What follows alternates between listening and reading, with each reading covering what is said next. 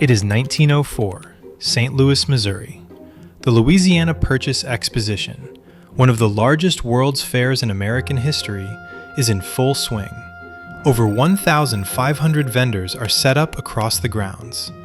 Two of them happen to be right next to each other. One sells ice cream, one sells a thin, crispy Syrian waffle called a zalabia.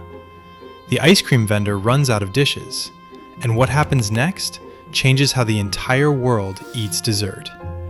The ice cream seller's name was Arnold Fornacieux. The Syrian waffle vendor beside him was Ernest Hamwi. Fornacieux had customers and ice cream and no way to serve either. Hamwi watched it happening from his stall, reached over, rolled one of his warm, flexible zalabia waffles into a cone shape, and handed it across. Fornacieux scooped ice cream into it. The customer took it, walked away eating it, and didn't need a dish, a spoon, or anywhere to sit. Within hours, word had spread across the fairgrounds. By the end of the day, ice cream vendors across the entire fair were buying Hamwi's waffles and rolling them on the spot. By the time the exposition closed, the ice cream cone existed as a concept, and it wasn't going away. Now, as with most great accidental inventions, it gets complicated. Charles Menches, another vendor at the same fair, claimed he invented it first. Abe Dumar, a Lebanese-American vendor, made similar claims. There are historians who argue for each of them.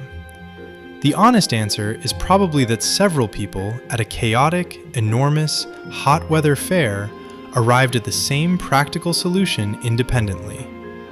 When you have something that melts and no dishes, a rolled waffle is an obvious answer. The genius wasn't the idea, it was the moment. The right food, the right event, the right summer. Before 1904, eating ice cream meant sitting down.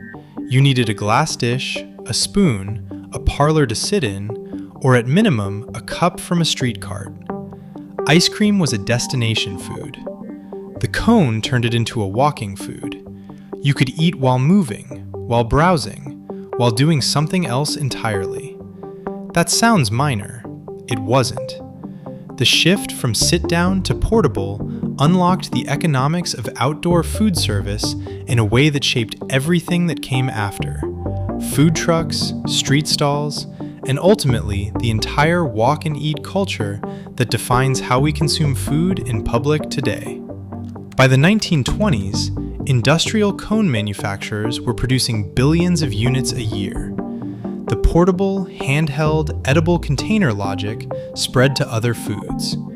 Everything on a stick, everything in a cone, everything you can eat with one hand traces some part of its DNA back to a Syrian vendor who didn't want his neighbor to lose business on a hot afternoon in Missouri. Ernest Hamwi, for his part, went on to found the Cornucopia Waffle Company after the fair. He spent his career making the product that had made him briefly famous. He never became a household name.